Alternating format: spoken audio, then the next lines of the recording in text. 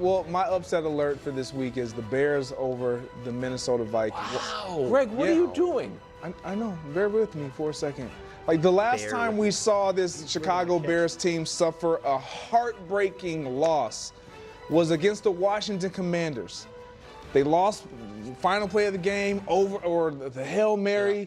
The following week, they had to travel all the way to Arizona, didn't know how to handle it, didn't handle it well, lost again. And obviously, they've been losing since. Yeah. Okay. We've been talking about all season long, Caleb. Can he grow? Can he get better? Can he improve? Well, this team needs to improve and needs to learn from their mistakes. It's not just your quarterback, it's also the team. And so I believe that they will learn from their mistake because they just suffered another heartbreaking loss to the Green Bay Packers, losing in a last-second field goal block. You thought you had it in, you thought you were going to win that game, and now do you learn from your mistakes against another division team where you can get it done, get a little closer to getting that seventh spot for the playoffs? I actually believe that the Bears can get it done. I think they will get it done. Caleb's been playing really well, situational football. He showed a good sign of getting them in a position. Yeah, one game can start to be 2, 3, and 4. That's right. That's how it and works. I picked this team to make the playoffs. I was going to say, come on, Bears. Thank you for being honest. This was Rudy. What do you think Brian Flores is throwing at Caleb? It doesn't matter. They've simplified things for Caleb. What do you think the Bears are throwing at pumpkin mode over there in Minnesota? We'll see. Flores going to give Caleb. Okay, I'm mad that they said at the very end because that's what was going to be my whole thing. I'm betting on Brian Flores and that defense. Great defensive minds. We see this consistently. I've talked about this so much recently because we've had a lot of these young quarterbacks go up against great defensive-minded either coordinators or head coaches, and it's one of the safest bets. It doesn't happen all the time, obviously, but it's one of the safest bets that great defensive minds, especially when they have the defensive players and the quality, they just understand how to attack young rookie quarterbacks. We've just seen that for at this point decades now. I mean, like it's just always been true within the NFL. So outside of this offense being really, really bad and Sam Darnold throwing for 3 interceptions and missing his receivers wide open and launching it over their head, right? Outside of an actual pumpkin mode, right, which to be clear, I've kept fighting against the whole pumpkin narrative of Sam Darnold. I can't see it. I can't see the Chicago Bears winning this game straight up, where in a way where it's like the Vikings played great. Sam Darnold was really great. He was 25 for 30, 280 yards and 2 touchdowns and 2 rushing touchdowns. But man, Caleb Williams was just on one. I can't see it. And it's not to say that it's not possible. I'm not, I don't got a crystal ball, but it's just I can't see it. I just truly can't see it. And I'm excited to see how this ages, honestly. Because I'm rooting for Caleb, and I want to see him get better and continue to get better. And I understand that this offense has been simplified, and I actually literally just posted a clip talking all about that, how Greg Cosell, pretty much in essence was talking about, that they really, really simplified this offense for Caleb and really reduced it to kind of just be like, yo, there's no checkdowns. You got your man. You either hit him. He's either there or not. And if not, you're going to take off. Use your legs. Let's see, let's do what we know you know how to do best. And I think Brian Flores, he's already made seasoned veterans struggle and look lost. And I just think that the Minnesota Vikings, I think they're a legitimate top team in the NFL.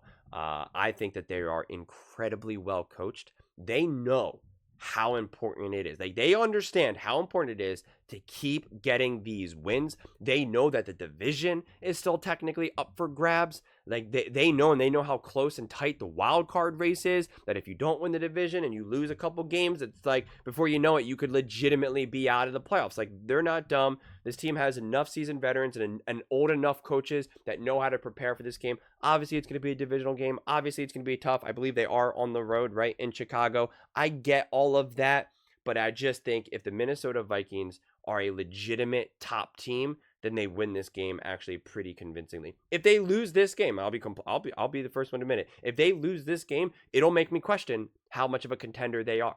I will absolutely have to reevaluate that. because I think they, like I said, I think they are a legitimate top team.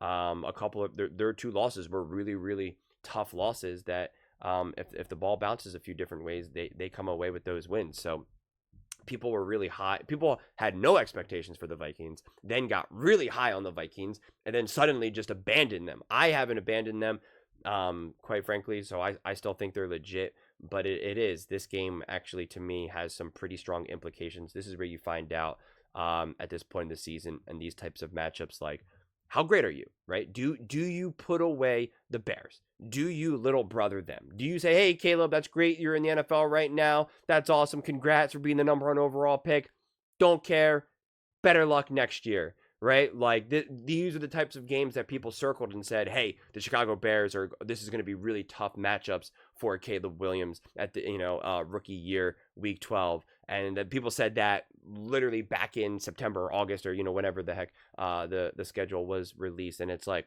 now's the time to prove it. Now's the time to show it. This defense has been even better. And Brian Flores, a lot of people are talking about having legitimate head coaching opportunities, considering what he's been able to do in Minnesota. So this is where you show it. You make a rookie quarterback look like a rookie quarterback. And I know that defense is legit too for the Bears. And so that can be some trouble for Sam Darnold and that offense. And this is where Sam Darnold proves to everyone, yo, I know I got off to a rocky start of my career.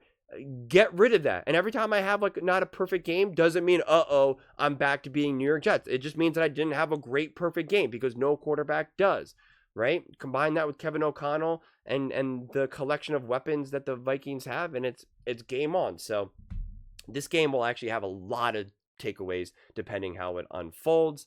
And these are the games that I've been waiting for months. Granted, I thought the Chicago Bears were going to be significantly better than what they are, but I kept saying that these divisional games were going to be can't miss TV. Let's go. It's a gauntlet. God, I was so pumped for it, and I still am, but now I'm pumped for it for a different reason, honestly, because I am kind of excited to see, well, hey, can Caleb overcome this? Because if Caleb plays great and does and looks comfortable against this defense, that would be huge. That would send a message of who Caleb Williams is, honestly, as a quarterback. I really do believe that. And if the Minnesota Vikings can continue to make Caleb struggle, and Sam Darnold can succeed against a tough Chicago Bears defense, that continues to also send messages of yo, do not count us out. Stop acting like Sam Darnold and this offense is somehow a liability for us. So I'm excited. But those are just my thoughts. I'd absolutely love to hear yours. What do you guys all think about the Minnesota Vikings being upset by Caleb Williams and the Chicago Bears? Let me know in the comments below. I read every single comment. So whether you agree with me or disagree with me, either way, let's get in some discussions. Let's get in some fights. But ultimately, let's just have some fun. And please do consider subscribing. I want to build something that we all genuinely feel connected to. Something that we're really excited to be part of. I think we're well on our way to doing it. And please don't forget to give this video a thumbs up, as it really does help with the visibility and the algorithm. Thank you so much. See you next time.